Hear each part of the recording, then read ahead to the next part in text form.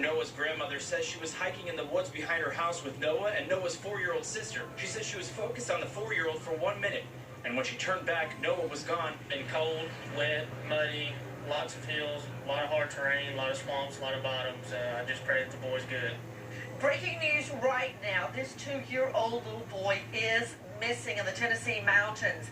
Noah Chamberlain out with his grandma and 4-year-old sister playing in the woods a little distance behind their home. It's Timberland. Tonight, we expect temperatures to plunge to 8 degrees in that section of the Tennessee mountain range.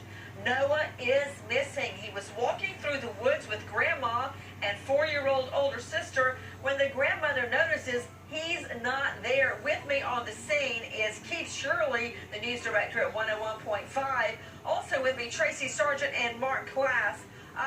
Back to you, Keith Shirley. I have not seen the parents. Are they at the command center, the search center?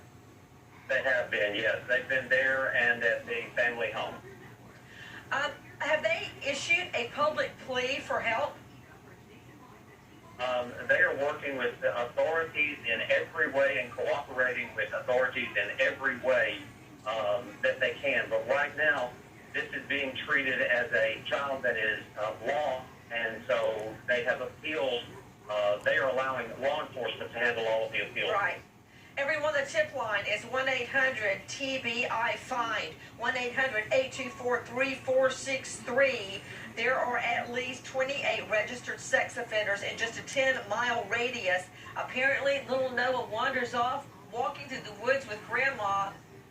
Tonight, prayers going up in the search for 2-year-old Noah. Mark Class, president, founder, Class Kids Foundation. Mark, even when the dogs were brought in, scent dogs, no sign of Noah on that trail.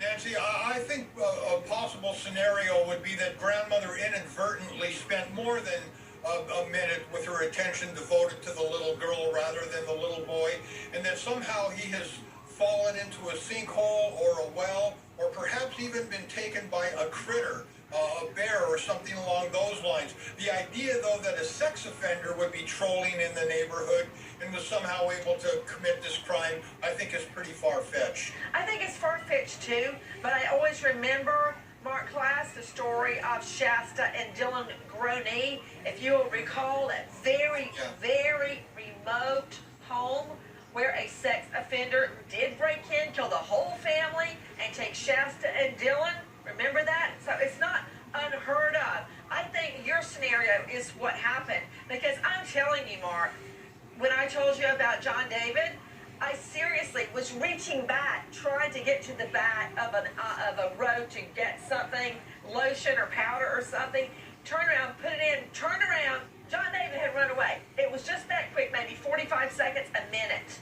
So it can happen. But it seems to me, Keith Shirley, 101.5, if she looked around the area in the woods, she would have seen him. Maybe she was with the little girl 3 minutes, 5 minutes, and the child managed to get away and get lost. You said it's a very rugged terrain, Keith Shirley. Please describe it for me. This is timber country. There are ruts, there are gullies, there are ravines. The land has, some of the land has been cleared for timber, other timber has grown back into place. So you have the timber refuse that's left.